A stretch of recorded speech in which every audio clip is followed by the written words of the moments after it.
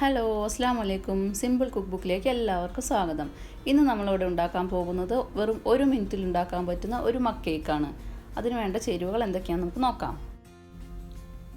അതിനായി നമുക്കൊരു microwave safe mug എടുക്കാം. അതിലേക്ക് 4 ടേബിൾ സ്പൂൺ മൈദ ചേർത്ത് കൊടുക്കണം. മൈദ ചേർക്കുമ്പോൾ ഇതുപോലെ സ്പൂണിൽ ലെവൽ ചെയ്ത ശേഷം എടുക്കുക. ഇനി ഇതിലേക്ക് 2 ടേബിൾ സ്പൂൺ ഷുഗർ ആഡ് ചെയ്യാം. 2 ടേബിൾ സ്പൂൺ ഉണ്ടെങ്കിൽ നല്ല മധുരം ഉണ്ടാവും. അതല്ല നിങ്ങൾക്ക് ഇത്ര മധുരം വേണ്ടാന്നുണ്ടെങ്കിൽ ഒരു 1.5 ടേബിൾ സ്പൂൺ മതിയാവും. അടുത്തതായി ചേർത്ത് കൊടുക്കേണ്ട ബേക്കിംഗ് പൗഡറാണ്. ഇതിലേക്ക് 1/2 ടീസ്പൂൺ ബേക്കിംഗ് പൗഡർ വേണം.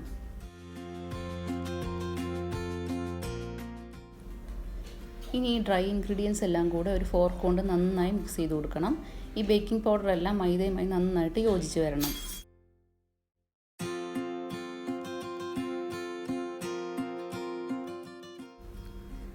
ഇനി അടുത്തതായി ഇതിലേക്ക് വെറ്റ് ഇൻഗ്രീഡിയൻസ് ആഡ് ചെയ്ത് കൊടുക്കാം. അതിനായി 4 ടേബിൾ സ്പൂൺ പാൽ വേണം. പാലെടുക്കുമ്പോൾ റൂം ടെമ്പറേച്ചറിലുള്ള പാലെടുക്കാൻ ശ്രദ്ധിക്കുക. ഇനി ഇതിലേക്ക് 1 table spoon sunflower oil add ചെയ്ത് കൊടുക്കാം. നിങ്ങൾക്ക് വേണമെങ്കിൽ ഓയിലിന് പകരം മെൽറ്റ് ചെയ്ത ബട്ടറും ആഡ് ചെയ്യാം. 1/2 ടീസ്പൂൺ വാനില എസൻസ് കൂടി ആഡ് ചെയ്ത് നന്നായി മിക്സ് ചെയ്തെടുക്കണം. കട്ടകളെല്ലാം ഉടയുന്നത് വരെ നന്നായി തന്നെ ഒന്ന് മിക്സ് ചെയ്ത് കൊടുക്കാം.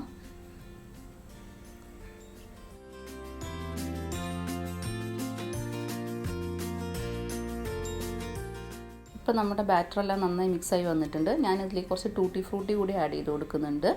ഇത് നമ്മൾ സാധാരണ കേക്കിലേക്ക് ചെയ്യുന്നത് പോലെ തന്നെ മൈദയുമായിട്ടൊന്ന് മിക്സ് ചെയ്തതിന് ശേഷം ഇട്ട് കൊടുക്കുകയാണെങ്കിൽ ഇത് അടിയിൽ പോയി സെറ്റിലാവാതെ ഇരിക്കും.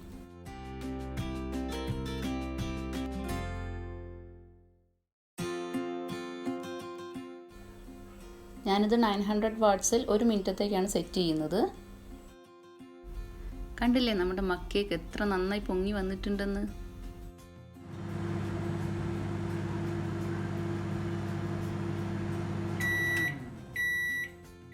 നമ്മുടെ അടിപൊളി tutti Frooti microwave mug cake റെഡിയായി വന്നിട്ടുണ്ട്. നമുക്കിനി ഇത് ടേസ്റ്റ് ചെയ്ത് നോക്കാം. നല്ല ഫ്ലഫി ആൻഡ് സോഫ്റ്റ് ആണിത്. പെട്ടെന്ന് തന്നെ ഉണ്ടാക്കാൻ പറ്റുന്ന സ്വീറ്റ് ട്രീറ്റ് ആണിത്. കുട്ടികൾക്കാണെങ്കിൽ നമുക്ക് വേഗം തയ്യാറാക്കി കൊടുക്കാം. ഞാനിതിൻ്റെ മുകളിൽ കുറച്ച് സ്ട്രോബെറി ഐസ്ക്രീം കൂടെ വെച്ചാണ് സെർവ് ചെയ്യുന്നത്. അപ്പോൾ നിങ്ങളെല്ലാവരും തയ്യാറാക്കി നോക്കിയ ശേഷം ഫീഡ്ബാക്ക് അറിയിക്കുക. എൻ്റെ വീഡിയോ ഇഷ്ടപ്പെട്ടിട്ടുണ്ടെങ്കിൽ ലൈക്ക് ചെയ്യാനും കമൻറ്റ് ചെയ്യാനും ചാനൽ സബ്സ്ക്രൈബ് ചെയ്യാനും മറക്കരുത്. അടുത്ത നല്ലൊരു വീഡിയോയുമായി വീണ്ടും കാണുന്നതുവരെ ബൈ.